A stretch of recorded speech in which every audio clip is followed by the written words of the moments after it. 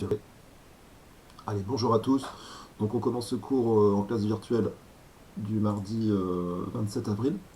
Donc pour commencer, on va corriger les exercices à faire pendant les vacances. Donc il y avait l'activité 2, le 104 et le 106. Alors on commence par l'activité 2, donc pas de grosses difficultés sur cet exercice. C'est un exercice pour s'initier sur la proportionnalité. Donc essayer de voir un petit peu comment remplir des tableaux de proportionnalité.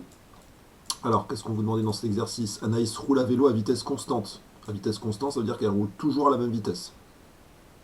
Sur un laps de temps donné, elle va parcourir toujours la même distance. Par exemple, en une seconde, elle parcourt toujours 3 mètres.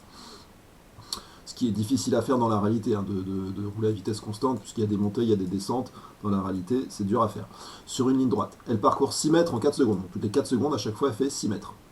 Quelle distance parcourt Anaïs en une seconde? En une seconde, c'est 4 fois moins que 4 secondes. Donc on doit faire 4 fois moins de temps. Donc là, naturellement, vous avez dû diviser 6 mètres par 4. Vous avez trouvé 1,5 mètres. Je regarde les questions pour savoir si ça va. Valentin ne m'entend pas, mais je pense que c'est bien que de chez toi. Vérifie tes branchements.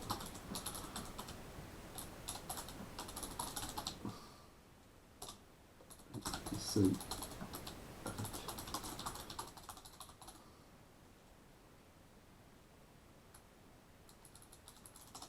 Je fais des fautes, désolé, je vais un peu vite. 6 mètres divisé par 4, ça fait 1,5 mètres, donc toutes les secondes, elle fait 1,5 mètres. Bah, une fois qu'on sait ça, on sait sa vitesse en mètres par seconde, c'est-à-dire qu'on sait qu'elle fait 1,5 mètres par seconde. Donc du coup, en 25 secondes, bah, il suffit de multiplier par 25 1,5, et on va avoir la distance qu'elle a parcourue en 25 secondes, 37,5. Pour l'exercice, pour la question suivante, sur une trottinette électrique, Léa à une vitesse constante, elle parcourt 5 mètres en 3 secondes. Recopier et compléter ce tableau afin de déterminer en combien de temps Léa parcourt 32 mètres. Donc on sait qu'en 5 mètres, 5 mètres ça lui prend 3 secondes. Donc pour 1 mètre ça lui prendra 5 fois moins. Donc là vous avez dû diviser 3 par 5 pour trouver 0,6. Une fois que vous savez que pour 1 mètre il lui faut 0,6 secondes, bah vous savez que pour passer de la première ligne à la deuxième il faut multiplier par 0,6. Bah vous n'avez plus qu'à faire 32 fois 0,6 et c'est terminé. Et donc là la réponse était 19,2. Donc là on introduit un petit peu la notion de tableau de proportionnalité qui va voir, que vous allez souvent utiliser, pardon j'ai plus de voix, pour remplir des tableaux de proportionnalité, ça vous simplifie la vie. Alors on passe au 104, alors le 104 on l'avait déjà commencé donc je vais aller assez vite, la première partie ça c'était, il me semble qu'on l'avait fait ensemble effectivement, il y avait 4 façons différentes découpées en 8 parties égales. Après calculer pour chacune de ces 4 possibilités les dimensions d'une parcelle, donc bah, là il faut trouver les résultats qui sont ici, donc les dimensions sont là, 18,75 par 45, 37,5 par 22,5, 75 sur 11,25 et 5,625 par 150. Il suffit de diviser les dimensions du terrain par ce qu'il faut pour trouver les dimensions d'une petite parcelle. Donc les réponses, je peux vous les souligner, elles sont là, je vais les souligner en rouge, on les voit bien. Donc première réponse c'était ça, deuxième réponse ça, troisième réponse ça, quatrième réponse ça. Ensuite, dernière question, le prix du mètre carré est fixé à 30 euros. Donc chaque carré de 1 mètre sur 1 mètre vaut 30 euros. Calculer le prix du vente d'une parcelle. Alors la parcelle, c'est le petit morceau. Hein. Pas dire de bêtises. Oui, c'est ça. Chaque parcelle a une aire de 843. Alors ça, vous pouvez le calculer de 4 façons différentes. Soit vous multipliez ça par ça, vous allez trouver 843, soit vous multipliez ça par ça, vous allez trouver 843, pareil, et soit ça par ça, soit ça par ça. En fait, les aires de toutes ces surfaces-là sont les mêmes. Alors elles n'ont pas du tout la même forme, elles ont la même aire, puisqu'à chaque fois c'est l'aire totale divisée par 8. Donc ce petit morceau doit avoir la même aire que celui-là, qui doit avoir la même aire que celui-là, qui doit avoir la même aire que celui-là, qui vaut 843,75. Et bien 843,75, qu'est-ce qu'on fait? On multiplie par 30 euros, puisque ça c'est la surface en mètre carré d'une parcelle. Et on a le prix d'une parcelle, qui vaut quand même 25 000 euros, 312,50. Ouais, je vais assez vite. Si vous êtes sur la vidéo, vous pouvez mettre sur pause éventuellement pour finir la correction. Et pour les autres, je crois qu'on l'avait déjà bien avancé ensemble, donc il ne va pas y avoir grand chose à corriger, si ce n'est la fin, là, vous devez avoir trouvé ça normalement comme réponse. Je vous laisse corriger, 25 000, et le calcul à faire, c'était ça. Alors ça, ils n'ont pas détaillé, mais normalement, il faut l'écrire, hein. Je vous ai dit, il y a 4 façons de trouver, soit ça par soit ça par ça, soit ça par ça, soit par ça. Quand je dis par, c'est fois, hein. Ça multiplié par ça. Vous pouvez essayer, 5,625 fois 150, ça fait bien 843,75. Allez, on passe au dernier exo qui était à faire pour aujourd'hui. On va faire des sondages. Oui, je vais essayer d'en faire. Je vais essayer d'en faire, pas tout de suite là, parce que sur le travail à faire, ça me paraît un peu fastidieux. Puis surtout que là, vous avez déjà la correction sous les yeux. Mais oui, on va essayer de faire les petits sondages. Voilà. Alors, l'exercice suivant. Alors, celui-là, il était un petit peu plus dur. Hein, c'est une tâche complexe. Donc, Martin est jardinier. Il doit composer 2 rangées de lauriers pour orner l'allée des promeneurs. Donc là, sur le long de l'allée, il veut mettre des lauriers. À partir des informations aidées, Martin a calculé le nombre de lauriers roses et le nombre de lauriers blancs qu'il devra planter. Alors l'allée fait 220 mètres de long, il y a 2 rangées de lauriers. Alors on vous dit chaque rangée de lauriers commence par un laurier rose, effectivement, c'est sur le dessin, à 50 cm du bord. Donc là, il y a un petit espace vide de 50 cm qu'il faudra enlever du coup à 220. Martin plante un laurier rose puis 2 lauriers blancs et recommence ainsi de suite. D'accord? Donc un rose, 2 blancs, effectivement comme sur le dessin. L'espace entre 2 pieds c'est 50 cm. L'épaisseur du pied n'est pas à prendre en compte. Donc là il faut considérer que la musique ça marche mais pas le cours. C'est étonnant. Je sais pas quoi te dire Valentin. Je sais pas. Tu regarderas la vidéo, c'est tout. Là je peux pas si j'ai pas ton ordinateur sous les yeux, je peux pas checker. Donc on enlève à 220, on enlève déjà l'espace vide qu'il y a ici, 0,5. Et après, on sait qu'il y a des espaces vides de 0,5. Donc on va en fait diviser par 50, puisque 0,5 m ça fait 50 cm, pour voir combien de lauriers on doit planter. Alors en fait, il faudra rajouter un, parce que quand on divise par 50, on ne compte pas le premier laurier en fait. On va compter que les lauriers qui sont derrière. Donc on trouve 439. 439 c'est le nombre de lauriers qui est ici, sans compter le premier. Donc du coup, il faut en rajouter un pour pas oublier le premier. Donc on se retrouve avec 440 lauriers. 440 lauriers, il faut voir combien de lauriers roses et combien de lauriers blancs. Donc déjà, quand on divise par 3, on fait une division euclidienne, on s'aperçoit qu'il y a 146 paquets de 3 lauriers. Donc déjà, je suis sûr d'avoir 146 lauriers roses. Et pour les lauriers blancs, j'en ai 2 fois plus. D'accord? Et en plus, il m'en faudra encore les deux. Les deux qui sont là, ce seront aussi des lauriers blancs. D'accord? Donc on a en gros 146 lauriers roses. Pourquoi ils ont mis 147 là, pardon? Ah oui, le nouveau cycle commence par un laurier rose, pardon. Donc on a 146 cycles de lauriers rose et blanc. Donc chaque cycle, il y a un rose et 2 blancs, effectivement.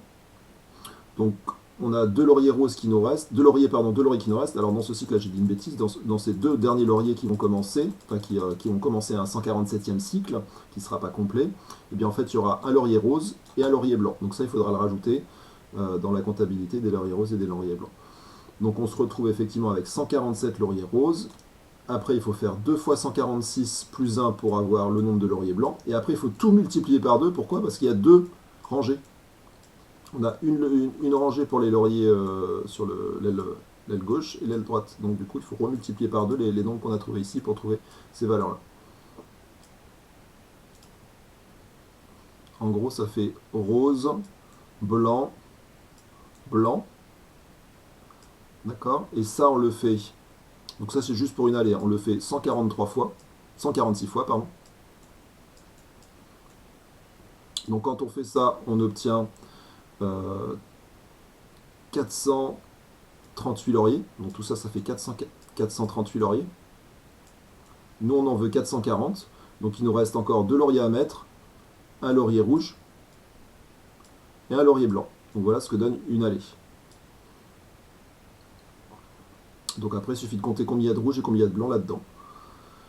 Donc ça fait 438 lauriers. Donc 146 cycles avec 3 lauriers. Bon, je vous laisse corriger. Je laisse, éventuellement vous regarderez la vidéo, vous mettez sur pause si je suis allé trop vite. Alors on revient maintenant rapidement sur la proportionnalité.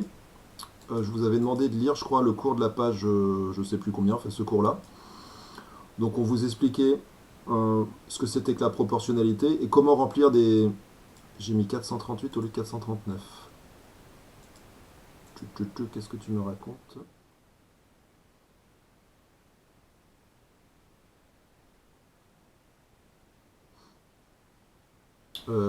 Non, mais c'est 438, puisque en fait, 3 fois 146 plus 2, ça fait 440.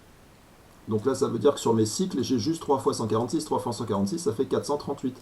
Et après, j'ai 2 lauriers qui me restent. Non, c'est bien 438 lauriers. Hein. Mais en tout, il y en a 440, là, normalement, sur une allée. Quand tu fais ça plus ça fait 440. Bon, on revient là-dessus. Donc la proportionnalité, différentes façons de remplir des tableaux de proportionnalité. Alors une façon assez pratique, c'est de trouver ce qu'on appelle le coefficient de proportionnalité. Là, ce nombre-là en rouge, là, qu'on avait calculé dans l'activité 2, là, ce nombre-là, on appelle ça le coefficient de proportionnalité. Ça, c'est très pratique et c'est très important. Alors pourquoi c'est très pratique? Parce qu'une fois qu'on l'a, le tableau de proportionnalité il va se remplir très rapidement. Pour passer de la première ligne à la deuxième, vous allez multiplier par 3,5. Et si vous voulez revenir dans l'autre sens, vous allez faire quoi? Vous allez tout simplement diviser par 3,5. Donc c'est très pratique d'avoir trouvé ce nombre.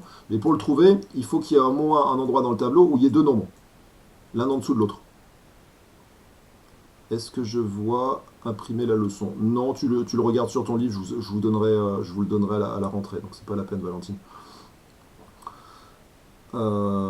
Ensuite, donc là, ça, vocabulaire à connaître, ça, c'est vraiment à connaître. Le coefficient de proportionnalité, c'est le nombre qui permet de passer de la première ligne à la deuxième avec une multiplication. Donc c'est ce qui fait que le tableau est proportionnel.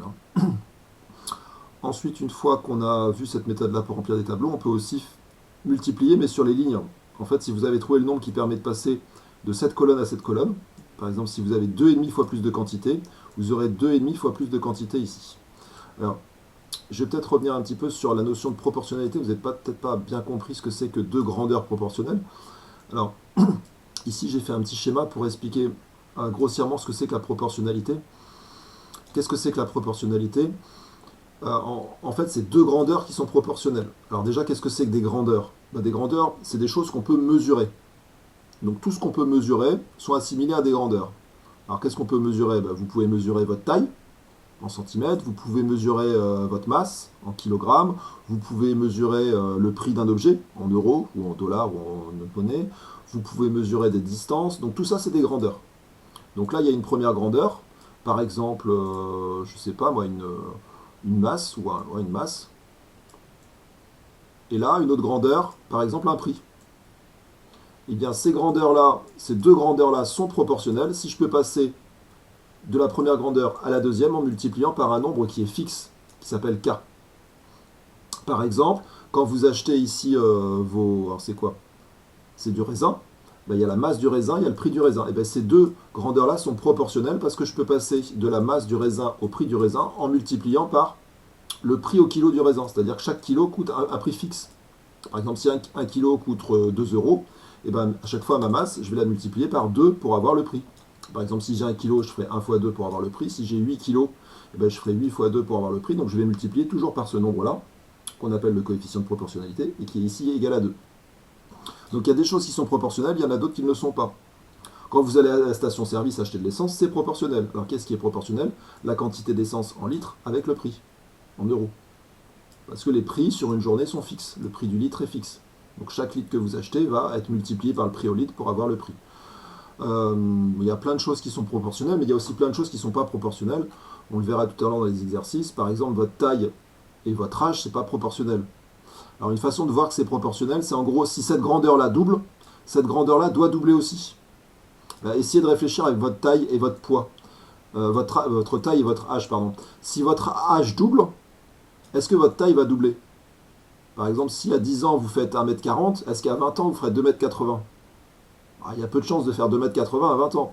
Donc votre taille et votre âge ne sont pas proportionnels. Parce que quand il y a une grandeur qui double, l'autre ne double pas. D'accord? Donc ça, c'est une bonne idée pour sentir la proportionnalité. Dites-vous, quand c'est proportionnel, s'il y a une grandeur qui double, l'autre doit doubler aussi. Puisque c'est multiplié toujours par un même nombre. Donc du coup, si ça double, ça doit doubler aussi. Voilà, après il y a plein de méthodes pour remplir les tableaux de proportionnalité. Ici, bon, c'est toujours la même méthode, on multiplie sur les colonnes. Ça, j'espère que vous l'avez lu. Et la dernière méthode, je crois, c'est une méthode par combinaison.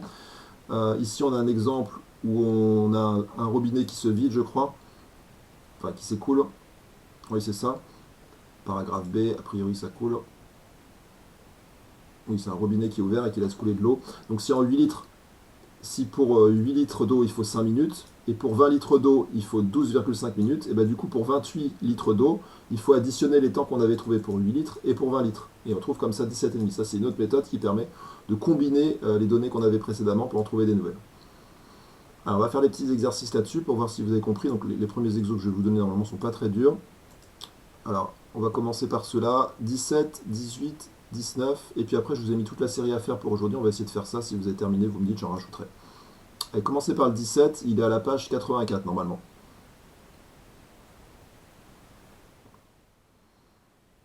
Alors là, Emma nous dit, est-ce que... Oui, c'est bloqué. Qu'est-ce qu'il dit monsieur? J'ai entendu monsieur, après j'ai plus rien entendu. Il y a un souci?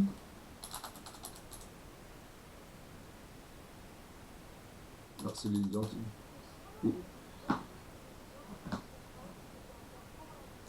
Bah, ils sont à faire pendant la visio. Bah, sinon, tu peux faire ce qu'il y a à faire pour jeudi. Tu peux t'avancer. T'as tout fait, tout fait? Alors, bah, je vais t'en mettre. Oui. Alors, pour ceux qui... Oui, j'- j'ai entendu, oui. Je vais t'en mettre d'autres.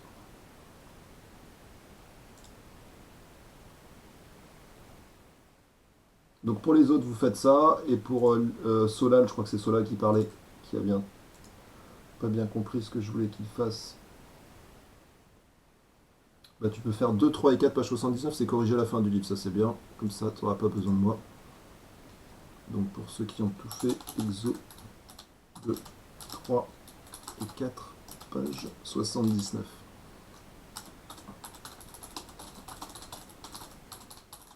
Hop. Et puis si tu as des questions, tu peux les mettre dans le chat, j'essaierai d'y répondre.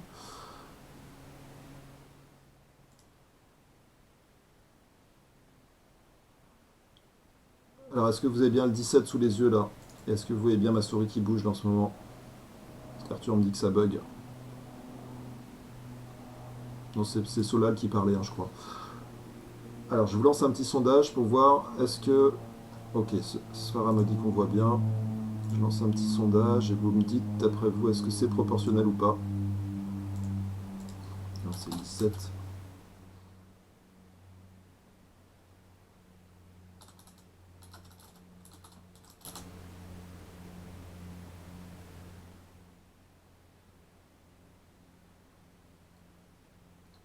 Hmm. Je vais faire ça autrement, j'aime pas. Ah, qu'est-ce qui se passe? Ah, j'ai perdu mon écran. Attendez, je repartage l'écran, pas de souci. Partager l'écran, comment est-ce qu'on fait ça déjà? C'est là, pardon, je suis un peu lent.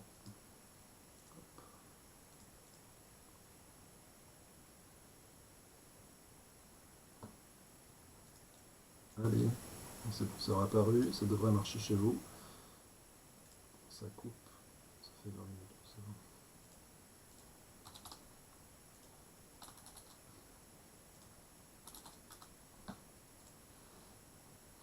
Alors pour le 17, je vous ai envoyé un petit sondage, est-ce que c'est vrai ou est-ce que c'est faux? Ah, Farah est au taquet, la première à avoir répondu.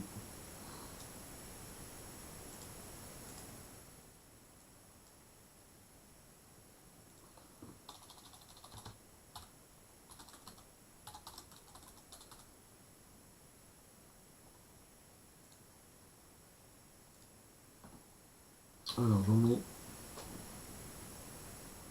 Donc est-ce que c'est proportionnel? Donc proportionnel, plusieurs façons de le voir.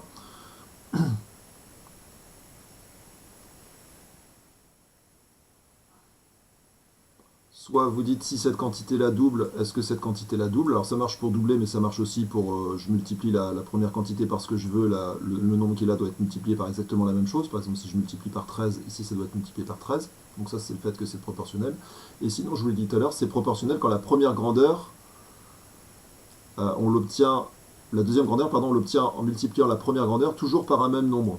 Alors est-ce qu'il y a un nombre ici qui est fixe, qui est toujours le même, qui permet de passer de la première grandeur, c'est-à-dire le nombre de tickets, au prix en euros? Donc si c'est le cas, c'est proportionnel. Si c'est pas le cas, c'est pas proportionnel. Alors il me manque Angie, Florine et Luna dans les réponses. Je sais pas ce qu'elles font, soit elles n'arrivent pas à répondre, soit elles ne trouvent pas. Je ne vois ni le sondage ni la visualisation du cours. à 10h19. Ça va mieux Vadim là ou pas?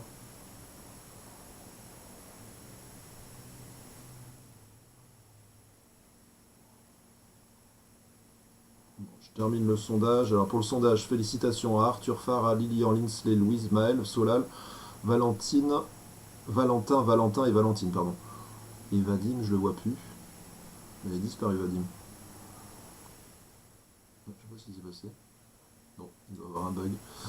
Donc effectivement, ce n'est pas proportionnel. Pourquoi c'est pas proportionnel en fait?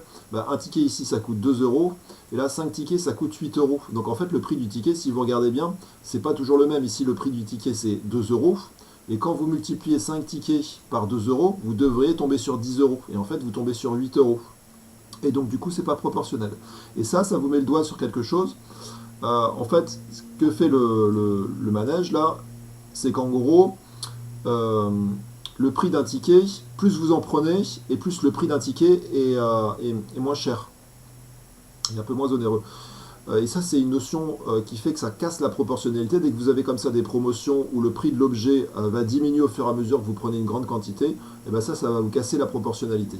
Alors, dans la vie de tous les jours, c'est tant mieux, hein, il vaut mieux payer 5 tickets 8 euros que 10 euros. Mais nous, dans nos problèmes de proportionnalité, par contre, on n'aura plus justement la proportionnalité. Donc ici, c'est pas proportionnel puisque le prix d'un ticket n'est pas fixe, il dépend du nombre de tickets achetés. Ok. Mon micro bug. Alors ça, je sais pas. Alors ça, il faudrait que j'aille voir dans les paramètres. Je sais même pas quel micro j'utilise. Je vais augmenter le son de celui-là. Il faudrait que j'aille voir dans les paramètres. Mais là. Bon, je vous laisse faire le 18. Je vais essayer de voir si je peux trouver une config pour mon micro. Quelque chose. Ah oui, mais alors, le truc, c'est que c'est lui qui est en principal. Ah.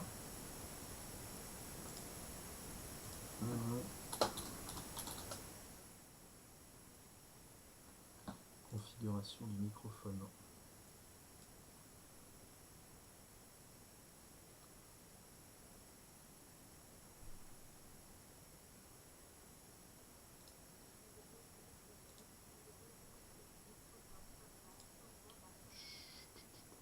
Désolé.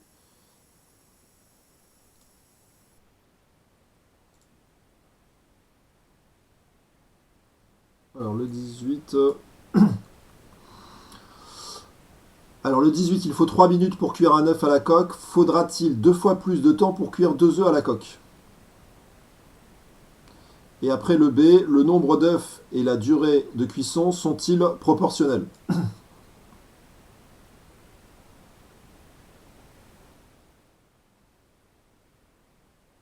En fait, il faut peut-être que je rapproche le micro. Je crois que le micro est près de la webcam, donc du coup, excusez-moi, vous avez le droit à un gros plan. Je pense qu'il faut que je rapproche la webcam pour que vous ayez peut-être un meilleur son. Alors, 3 minutes pour faire cuire un œuf à la coque, pardon. Est-ce qu'il vous faudra 2 fois plus de temps? Alors, je vous mets un petit sondage.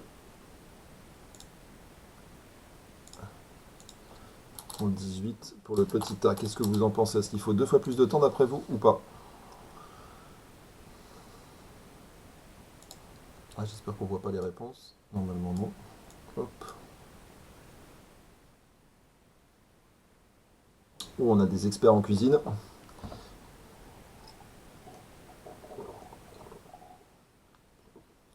Oh, il y en a qui sont à 10, ils s'arrêtent pas de changer. Alors, effectivement, on peut changer de réponse.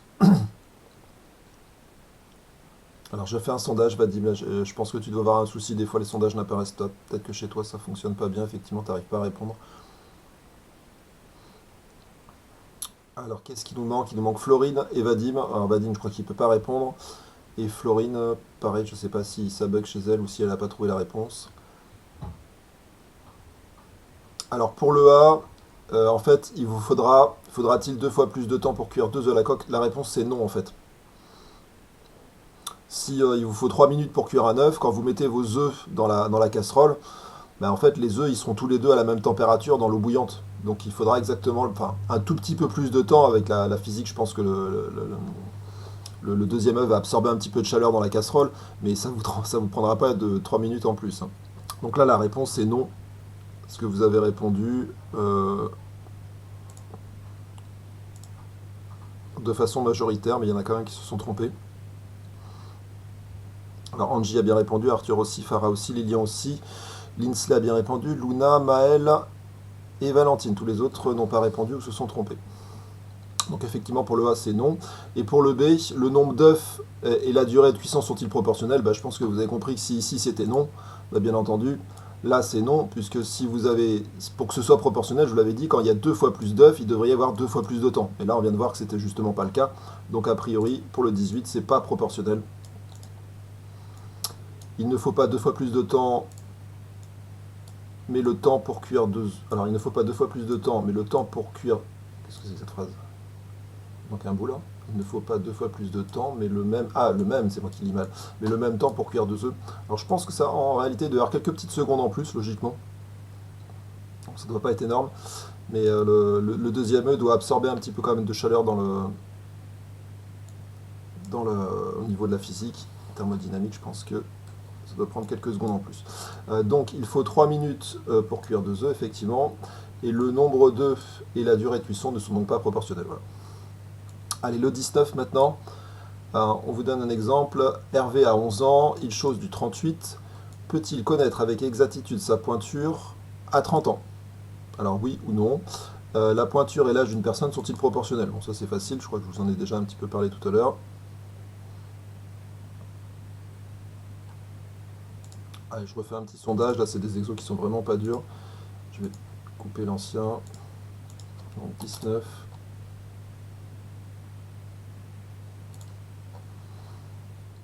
Alors, est-ce qu'il peut connaître, d'après vous, sa pointure à 30 ans? Si à 11 ans, il fait du 38, est-ce qu'on a une possibilité, avec de la proportionnalité, de voir, je sais pas, chaque année, combien de pointures il gagne, et de déterminer comme ça quelle serait sa pointure?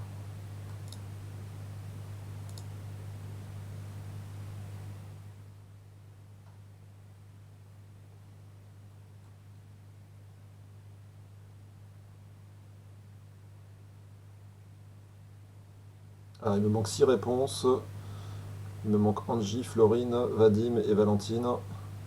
J'ai l'impression qu'ils ne peuvent pas répondre.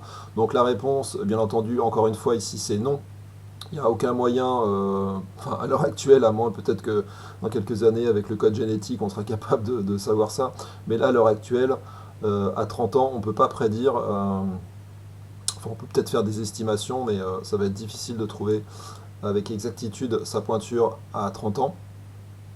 Et du coup, la pointure et l'âge sont-ils proportionnels? Ben non, en fait, ce que je vous expliquais hier, tout à l'heure, si c'était proportionnel, quand je double l'âge, je devrais doubler la pointure.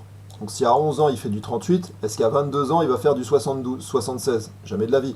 Donc là, clairement, c'est pas proportionnel. Quand la première grandeur double, la deuxième n'a aucune raison de doubler. Alors peut-être qu'à un moment dans sa vie ça va se produire, c'est-à-dire qu'à un moment dans sa vie, l'âge va doubler et la pointure va doubler, mais ça va peut-être se produire qu'une fois dans sa vie. Il faudrait que ça se produise tout le temps pour que ce soit proportionnel. Donc là, pour le 19, pas de difficulté, on ne peut pas savoir sa pointure à 30 ans, et l'âge et la pointure ne sont pas proportionnelles. Donc vous voyez que là, dans tous les exemples qu'on a fait, c'était pas proportionnel. La proportionnalité, elle n'est pas partout dans la vie de tous les jours. Il y a des nombreuses situations où elle est là, mais il y a pas mal de situations où elle n'est pas là. Donc il ne faut pas croire que dès qu'on fera des exos, c'est forcément proportionnel. Il y a des situations où c'est pas proportionnel. D'accord? Mais ce qu'il faut bien avoir compris, c'est que s'il y a une grandeur qui double, l'autre doit doubler. Ça, c'est le fondement de la proportionnalité. Et si c'est proportionnel, je peux passer de la première grandeur à la deuxième en multipliant par un nombre qui est fixe. D'accord? Alors on passe aux exos suivants, le 20 et le 21. Alors, Annabelle a acheté des enveloppes identiques. 12 enveloppes pèsent 240 grammes.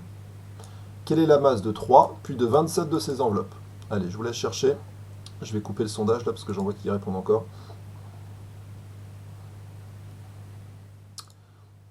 Donc il faut que vous me donniez le poids, plutôt la masse, pardon, de 3 enveloppes, puis de 27 enveloppes.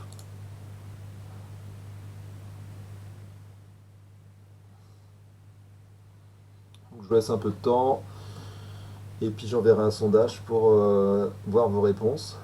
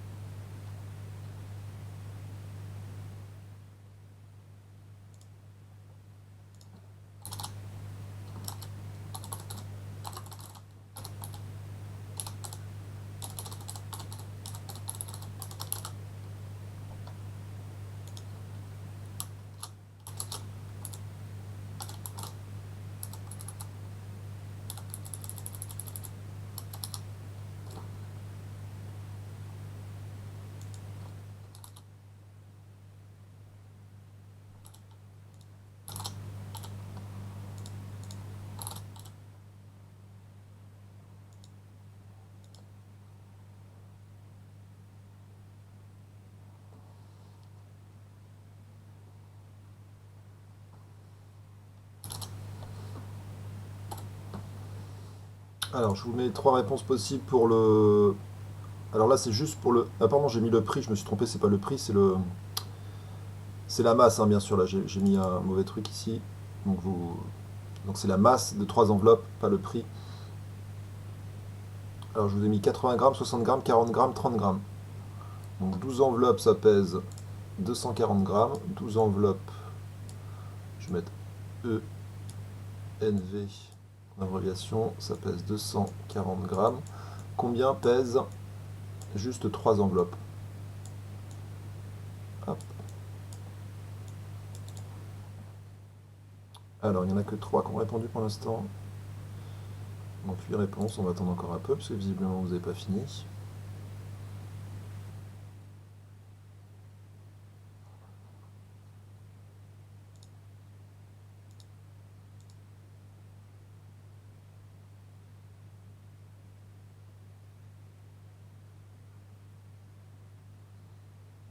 Et Solal, si t'as fini les exos que je t'ai donnés, tu me dis, hein, je te donnerai autre chose.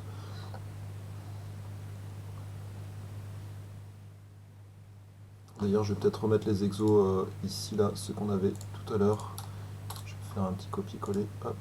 Comme ça, ceux qui ont fini, ils peuvent passer à la suite. Je le mets là, que vous ayez le programme sous les yeux. Alors, j'ai que 7 réponses là. T'as tout fini? Alors, si t'as tout fini, Solal, tu peux enchaîner sur la page d'après. Tu lis. Tiens, je te mets ici le programme.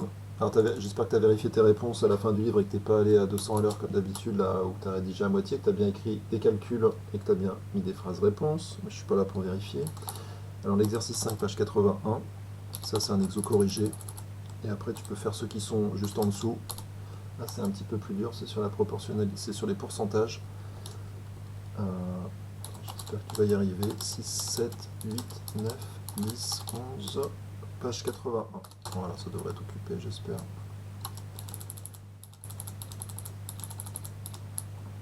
Donc celui-là, le premier, il est à lire, hein, c'est juste un exo corrigé. Alors les autres, ils ont toujours pas répondu là. Bon, bah, je pense qu'il doit y avoir un bug parce qu'il y a 5 personnes qui ont toujours pas répondu là. Ça fait un peu long pour un exo aussi simple. Donc là, la bonne réponse c'était ici en fait, on divise par 4. Il y a 4 fois moins d'enveloppe. Donc la masse doit être divisée également par 4. Donc du coup, quand je divise 240 par 4, et ben, je tombe sur 60 grammes. Donc la masse de 3 enveloppes, c'est 60 grammes. Félicitations à ceux qui avaient bien répondu. J'ai plus les résultats du sondage, mais vous étiez 6 ou 7 à avoir bien répondu. Ensuite, on vous demande quelle est la masse de 27 enveloppes. Alors vous avez le droit de vous servir de la réponse que vous venez de trouver. Je vous conseille même vivement de vous servir de la réponse que vous venez juste de trouver.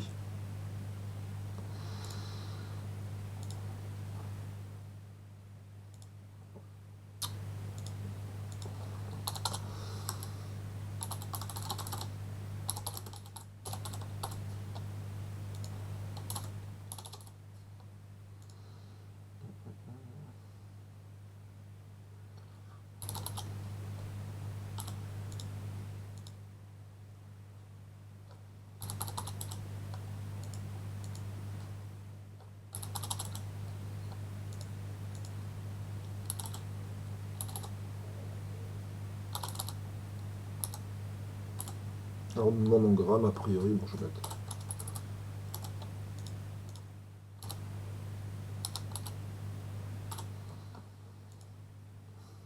Alors, je vous ai mis plein de réponses possibles, j'espère que j'ai mis la bonne quand même. Oui, normalement, j'ai mis la bonne.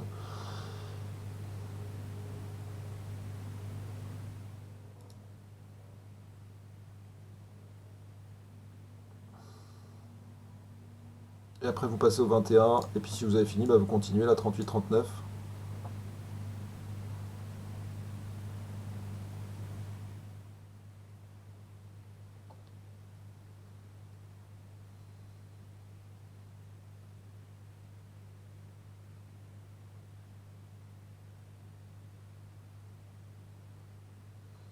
Alors 27 enveloppes, donc je vous ai dit, hein, vous avez le droit de vous servir de la réponse que vous venez de trouver là.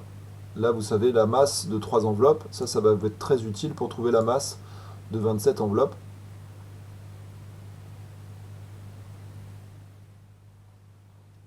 Alors j'en ai toujours qui n'ont pas répondu.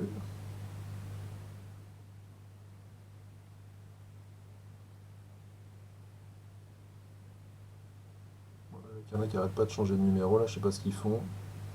T'amuses bien Solal et Emaël là? Alors, vous êtes tous fixés sur la réponse numéro 2. Effectivement, vous avez bien raison, c'est bien 540 grammes. Là, certains m'ont fait un peu peur. Donc, félicitations à Arthur, Farah, Lilian, Louise, Maël, Solal et Valentine qui ont bien répondu. Effectivement, il faut faire en fait fois 9 par rapport à la réponse qu'on vient de trouver, hein. Ici, 27 par rapport à 3, il y a 9 fois plus d'enveloppes. Donc, on aura 9 fois plus. J'ai oublié le symbole divisé tout à l'heure. On aura 9 fois plus de masse en quelque sorte. Donc fois 9, et quand vous faites 60 fois 9, 60 fois 9, alors comment est-ce qu'on fait ça? Pas obligé de prendre la calculatrice, on fait 6 fois 9, et puis on rajoute un 0. 6 fois 9, ça fait 54, et on rajoute le 0 qui était ici, donc ça fait 540. Donc c'est pour ça que la bonne réponse était 540. Allez, je vous mets la réponse, ce sera mieux que mes gribouillages, là, hop. Je vais effacer tout ça, encore qu'un tableau, c'est des fois bien plus pratique que de faire des réponses comme ils ont fait. Donc 3 enveloppes, ils trouvent bien comme nous, 60 grammes, et 27 enveloppes, ils trouvent bien comme nous, 540 grammes. 60 grammes pour 3 enveloppes, 540. Allez, je vous laisse faire le 21. Pour calculer le prix d'une balle, on effectue 15 divisé par 12. Que peut-on penser? Alors c'est Raphaël qui nous fait ça. Est-ce que vous êtes d'accord avec son calcul ou est-ce que vous n'êtes pas d'accord? Je vous lance le sondage, c'est des petits exos, normalement ça doit aller assez vite. Question, on va mettre dichotomique, puisqu'il y a deux réponses possibles. 21. Ah, attends, je n'aime pas trop en fait.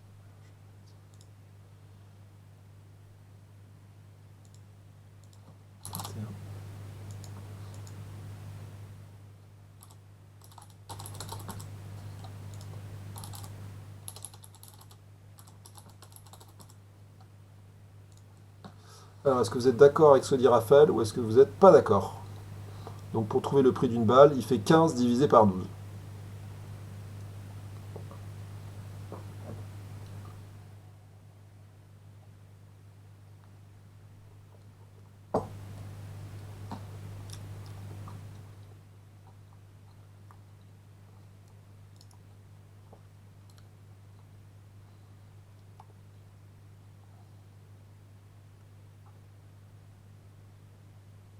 Ah, Vadim, tu peux répondre maintenant. Oh, bah, c'est chouette. Alors, bah, dis donc, j'ai 5 d'accord et 5 pas d'accord. Alors, pour le coup, vous n'êtes pas d'accord. Ça veut dire qu'il y en a pas mal qui se sont plantés. Sur un truc, quand même, vous avez une chance sur deux de bien répondre. Bah, vous avez la moitié des bons, des bonnes réponses et la moitié de mauvais. Alors, relisez bien le problème. Il y a 15 balles pour 12 euros. On veut le prix d'une balle. Le prix d'une balle, hein. Et il y a 15 balles.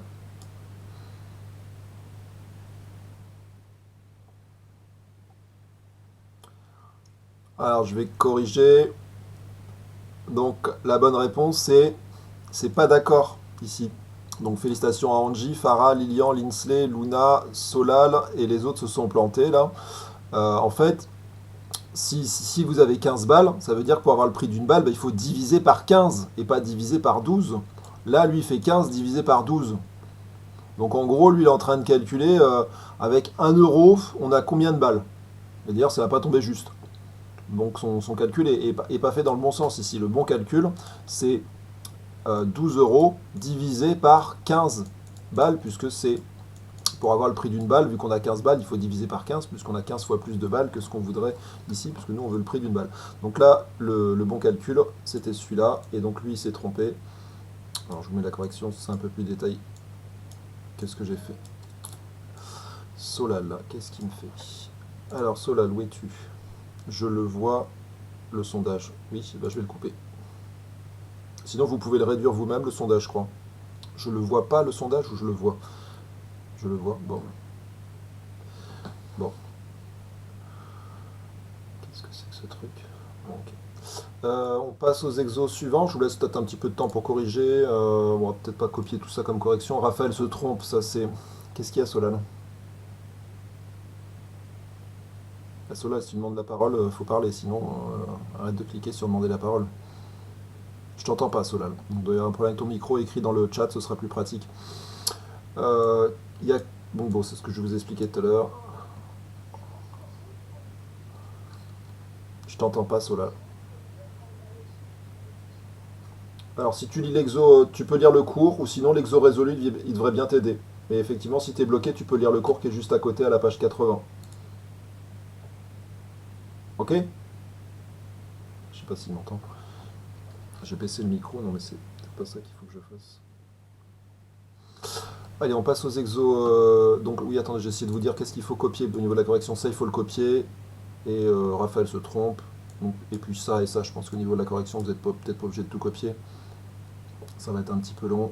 Donc Raphaël se trompe, il faut faire 12 divisé par 15 et non pas 15 divisé par 12 et ça fait 80 centimes la balle. Ok? Allez, on passe aux exos suivants. Il nous en reste deux. Ah, je pense que j'ai pas prévu assez d'exos. Bon, de toute manière, il y a ce que j'avais rajouté pour Solal qu'on va pouvoir faire. 80, le 2, 3 et 4 là, ça vous pourrez le faire. Par contre, je vais pas préparer les corrections, mais ça devrait être vite fait. Hop. Alors, c'est des exercices avec des tableaux de proportionnalité. Donc, il y avait beaucoup de ça dans votre cours. Donc, c'est pour ça que j'ai voulu vous mettre des exos de ce type-là. Parce qu'on se sert souvent de ces tableaux-là pour résoudre des problèmes de proportionnalité. Souvent, on passe par le tableau. Et le tableau, normalement, nous simplifie énormément la vie. Et en plus, il a une deuxième vertu, le tableau, c'est qu'il va nous synthétiser toutes mes réponses. Et des fois, ça va nous éviter de faire 36 phrases-réponses. C'est-à-dire qu'une fois qu'on a fait le tableau, bah pour moi, c'est sous-entendu que le tableau fait office de phrase-réponse. On n'est pas obligé de refaire une phrase à la fin en disant le nombre de pas, quand le nombre de pas est égal à 1, la distance parcourue est de nana, etc. Le tableau fait une synthèse des réponses données. Donc, on lit le 38. Capucine marche régulièrement. Alors, régulièrement, ça sous-entend que chaque pas la fait avancer de la même distance. D'accord? Le nombre de pas qu'elle effectue est proportionnel à la distance. Donc du coup, si elle marche effectivement régulièrement, son nombre de pas fait toujours la même distance. Donc la distance et le nombre de pas sont proportionnels. Alors on sait que quand elle fait 70 pas, ça lui permet de parcourir 56 mètres. Alors on vous demande de recopier et de compléter le tableau de proportionnalité. Donc vous me refaites ce petit tableau et vous essayez de le compléter. C'est-à-dire que vous avez à trouver le nombre qui est là, le nombre qui est là et le nombre qui est là. Alors ceci dit, moi j'aurais envie de commencer par ce nombre-là. Je pense que le plus simple, c'est de trouver d'abord celui-là. Et une fois que vous avez celui-là, le tableau, comme je vous l'avais dit tout à l'heure, il va se remplir très très vite. Donc ce nombre-là, je vous rappelle, on l'a dit tout à l'heure dans le cours, ça s'appelle le coefficient de proportionnalité. Donc, je l'aurais écrit ici parce que ça c'est du vocabulaire qu'il faut que vous connaissiez. Coefficient, j'ai un peu de mal parce que j'écris avec ma souris. Bon, sinon je pourrais prendre mon clavier. Coefficient de proportionnalité. Allez, essayez. Vous me reproduisez ce tableau et vous me trouvez les bonnes réponses. Et puis après, vous pouvez enchaîner sur le 39 qui est un petit peu pareil.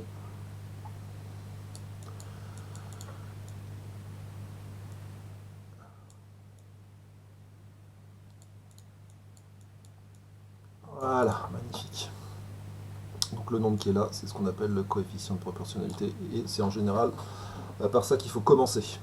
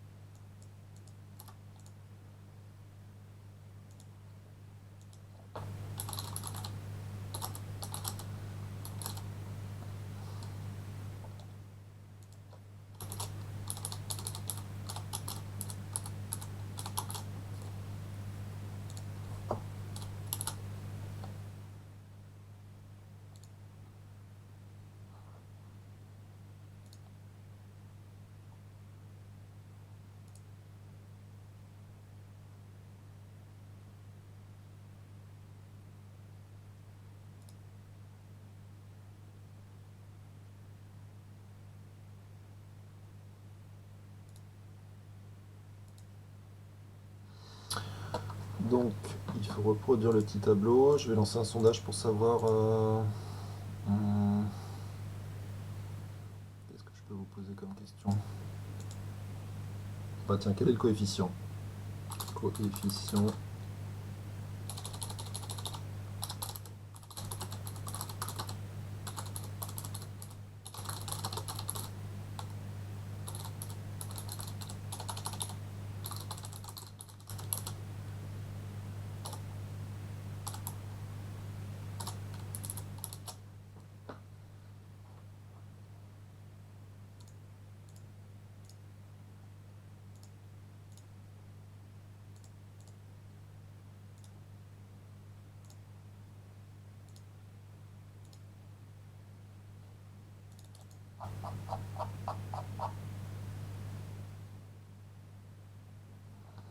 Alors, qu'est-ce que vous avez trouvé?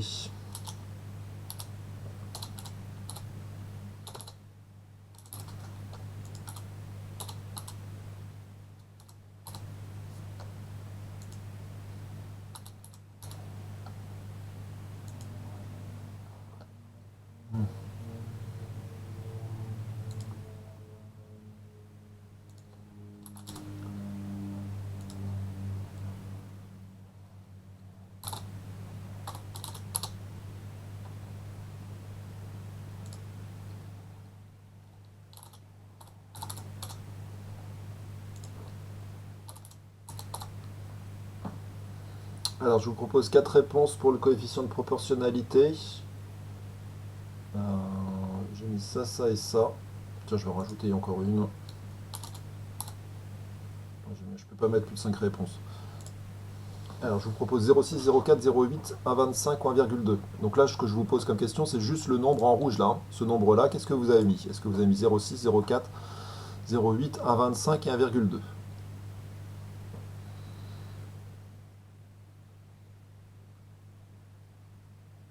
Alors, qui est-ce qui n'a pas encore répondu? Je perds ma souris à chaque fois. Alors, Farah n'a pas répondu, Florine et Luna. Par contre, on a perdu des participants là. Je sais pas ce qui se passe.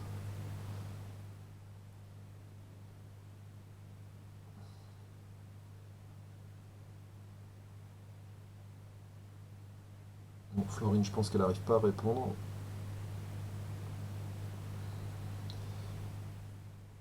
Alors, vous avez tous, presque tous répondu, sauf Florine et Luna, donc j'espère qu'il y a un bug chez vous, qu'elles sont pas en train de dormir devant leur écran, parce qu'à mon avis, c'est que ça, des fois, ça fonctionne pas bien.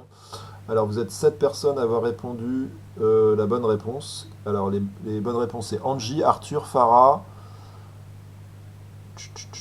Maël, Solal, Vadim et Valentine. Félicitations à eux. Les autres, bah, vous êtes plantés. Alors, l'erreur à pas faire ici, c'est un peu l'erreur de Raphaël tout à l'heure, c'est de faire la mauvaise division. Si vous voulez savoir la distance parcourue par un pas, si avec 70 pas vous faites 56 mètres, pour savoir la distance pour un pas, il faut faire 56 divisé par 70, et non pas l'inverse. Donc là j'ai l'impression qu'il y en a certains qui ont fait 70 divisé par 56. Ça vous donne en un mètre, je fais combien de pas? Nous on veut diviser la distance qu'on parcourt avec 70 pas par justement 70 pas pour savoir la distance parcourue par un pas. Donc là, le bon calcul, c'est 56 divisé par 70. Donc je vous l'écris ici. Là, pour trouver la réponse, c'est 56 divisé par 66, divisé par 5. Ah, j'arrive plus à le dire, divisé par 70. Et ça, a priori, ça fait 0,8. Donc chaque pas permet de parcourir 0,8 mètres. D'ailleurs, je ne sais pas si vous avez déjà fait des pas de 1,25 mètres, mais ça fait des sacrés grands pas, hein. Donc là, 1,25 mètres, si vous avez déjà fait des tests, des fois on s'amuse à faire des grands pas pour mesurer des mètres.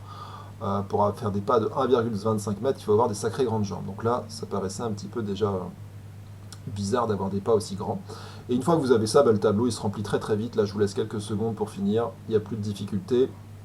Pour trouver ces nombres-là et ces nombres-là, bah, il faut se servir du coefficient de proportionnalité. C'est pour ça que je vous disais de commencer par lui, parce qu'une fois que vous l'avez, lui, le tableau, et toutes les questions, elles tombent directement. Une fois que vous savez que pour un pas, ça fait 0,8 mètres, bah, là tout de suite vous avez la réponse. Et là aussi, donc là je vous laisse quelques secondes pour finir. Il n'y a plus de difficulté pour cet exercice. Donc là, je termine. Je pense que tout le monde a compris, j'espère qu'il faut multiplier 1 par 0,8 pour avoir la réponse qui est là. Donc 1 fois 0,8, bah, bien entendu, ça fait 0,8. Donc la distance d'un pas, c'est ce qu'on avait trouvé tout à l'heure, c'est justement 0,8. Et 30 fois 0,8, alors on peut le faire de tête. 30 fois 0,8, je vous avais montré tout à l'heure. On oublie le 0 de 30. Donc lui on l'oublie pour l'instant et on le rajoutera à la fin. Ou on décalera la virgule au moins d'un rang vers la droite. Donc je fais 3 fois 0,8, donc 3 fois 8 et je divise par 10. 3 fois 8, 24, ça fait 2,4. Et je multiplie par 10, ça fait 24. Donc là vous devez trouver ici 24 mètres pour 30 pas. Ok? Allez, je coupe le sondage là. Enfin, vous pouvez le couper vous-même. On passe au 39. Alors je peux vous mettre la correction un peu plus au propre si vous voulez que ce que j'ai fait là. Normalement elle est tapée ici. Hop. Bon, je mets ça comme ça, ce sera peut-être plus joli que ce que j'ai fait. Bon, attendez, je vais tout décaler et j'enlève tout. Le gribouillage. Si j'y arrive.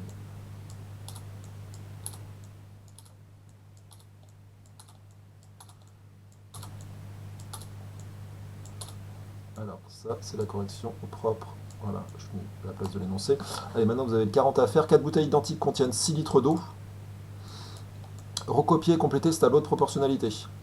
Donc essayez déjà de faire intervenir l'énoncé pour compléter. Et après, de trouver ce nombre-là. On avait dit, une fois qu'on l'a trouvé, tout devient facile. Alors je vais vous reposer la même question que tout à l'heure. Je vais demander quel est le coefficient de proportionnalité. Donc je vais relancer un petit sondage. Et si vous avez fini, vous n'arrêtez pas, vous continuez sur les exos qui sont là. 2, 3 et 4, ça normalement c'est pas trop dur, il y a la correction à la fin du livre.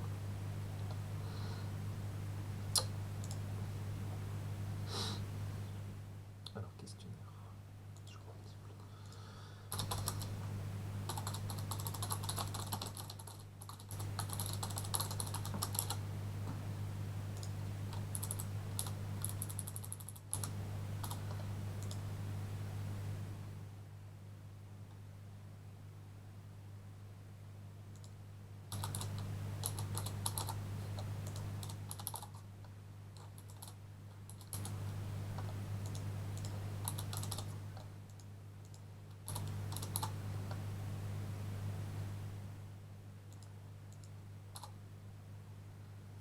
Alors, pour le coefficient de proportionnalité, je vous propose 3 trucs, je vérifie que je ne me suis pas planté.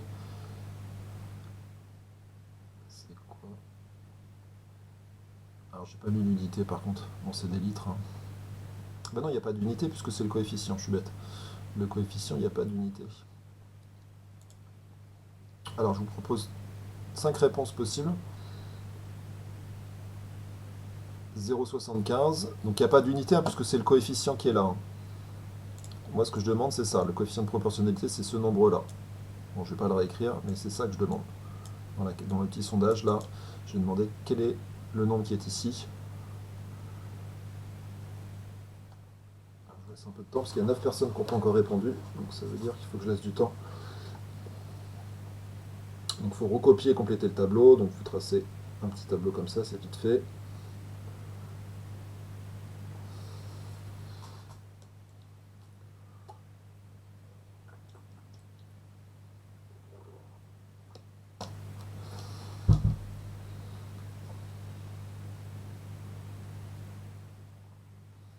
Alors, il manque encore 7 réponses.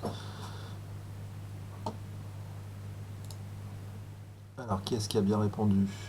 Alors, Arthur, il a bien répondu. Lilian aussi a bien répondu. Linsley, Louise et Solal. Du coup, il y en a qui changent. Ah non.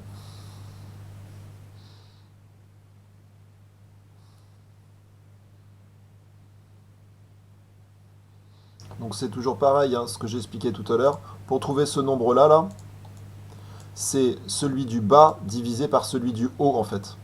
Et non pas l'inverse. Hein. Pour trouver le 0,8, tout à l'heure, on a fait 56 divisé par 70. Et pas 70 divisé par 56. Donc si la flèche va du bas vers le haut, il faut diviser le haut, le bas. Pardon, j'ai dit des bêtises. Il faut diviser le bas par le haut, c'est ça. Qu'est-ce qu'il y a, Solal?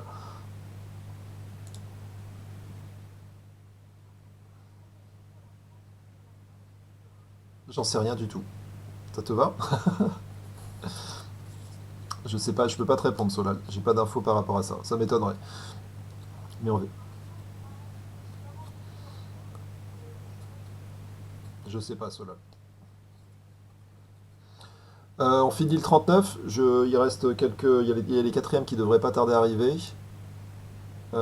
Donc là, pour trouver la réponse qui est là, bah, déjà il nous faut deux nombres. Donc on est embêté parce que dans le tableau il n'y a pas deux nombres. En fait, il faut se servir de l'énoncé pour trouver un deuxième nombre. Ici, on vous dit 4 bouteilles contiennent 6 litres d'eau. Donc normalement, vous avez envie de mettre ici en dessous de 4, vous avez envie de mettre le 6. Et une fois que vous avez ces deux nombres-là, eh bien il faut faire ce que j'expliquais tout à l'heure, c'est d'ailleurs il faut diviser la case du bas par la case du haut pour trouver ce coefficient. Donc retenez-le bien, c'est d'abord lui qu'il faut diviser par lui. Donc lui en 1, et lui je le divise, lui c'est celui qui divise. Donc c'est pas dans l'ordre où ça vient, mais c'est l'ordre inverse. Donc c'est lui que je divise par lui pour avoir ce nombre-là. Donc le bon calcul c'est 6 divisé par 4, et 6 divisé par 4, ben, vous avez dû trouver normalement 1,5. Alors par contre, vous n'êtes que 6 à avoir bien trouvé ça. Il y en a pas mal qui se sont trompés. Alors si vous faites 4 divisé par 6, ça donne un truc qui n'est pas très sympathique d'ailleurs. Bon, donc 6 divisé par 4, ça fait 1,5. Et 1,5, ça paraît... ça n'a rien d'étonnant. Si vous avez déjà acheté des bouteilles d'eau, ben, en général, elles sont vendues par... enfin, la contenance, c'est 1,5 litre. Hein. Donc là, notre coefficient, nous, c'est 1,5. Et une fois qu'on a ce nombre-là, bah, l'exercice, il n'y a plus aucune difficulté. Il suffit d'appliquer ce coefficient pour trouver les trois nombres. Donc là, je vous laisse quelques secondes et puis on va se quitter. Là, c'est pas très dur. Vous pouvez prendre votre calculatrice. Ça va très très vite.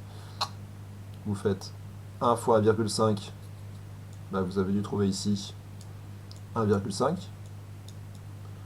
Vous faites 6 fois 1,5. Vous trouvez combien ici? 6 fois 1,5. En fait, quand on multiplie par 1,5, on rajoute au nombre sa moitié.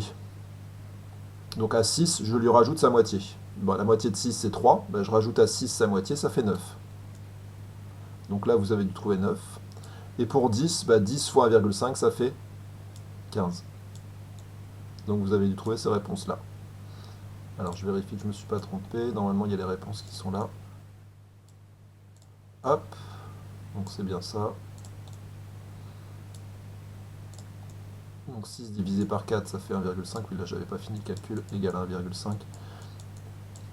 Donc le nombre qui est là, c'est 1,5. Voilà, et ben il est 58, on va se quitter. On a juste eu le temps de faire ce que je voulais. Alors normalement, il y avait les exos à faire. J'avais prévu une page avec les exos à faire. Sinon, je crois que je vous les ai mis dans le programme, dans la feuille de route. Il y a le travail à faire. Je ne sais plus ce que c'est. J'ai perdu le document. Il a dû se fermer. Qu'est-ce que je vous ai mis pour jeudi? Classe virtuelle, c'est où? Ah, c'était en PDF. Alors pour jeudi, j'ai mis ça à faire. Je vous le remets ici, si vous voulez le noter dans votre cahier de texte. Donc ça, c'est le travail à faire pour jeudi. Jeudi 29 avril. On se retrouve normalement à 10 h, à la même heure qu'aujourd'hui, mais dans 2 jours. Donc à 10 h, on corrigera le travail et puis on fera ce qui est indiqué sur la feuille de route, là, les exercices 38, 34, 65. Il y a un truc bizarre là dans le truc. Qu'est-ce qui se passe? Ah oui, c'est les numéros qui se sont mal mis. Ça et ça. Donc c'est qu'il fallait revenir à la ligne. Donc les 3 exos à faire, c'est ceux-là. Vous avez 1 jour et demi pour finir. Oui, oui.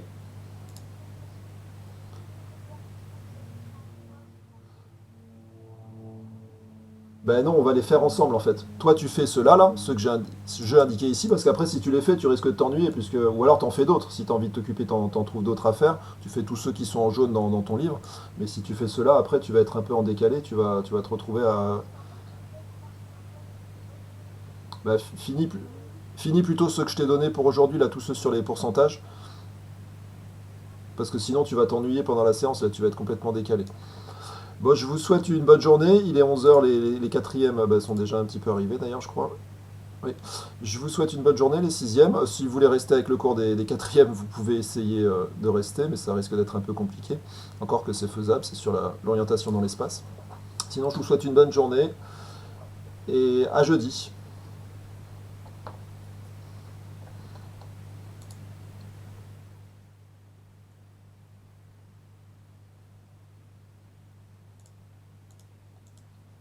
Alors ça, c'est pour les sixièmes, hein, parce que s'il y a des quatrièmes qui sont là, c'est pas pour vous, ça. Je vais rajouter pour les sixièmes, pour pas qu'il y ait d'ambiguïté. Pour les sixièmes 5. J'espère que tout le monde a bien noté ça.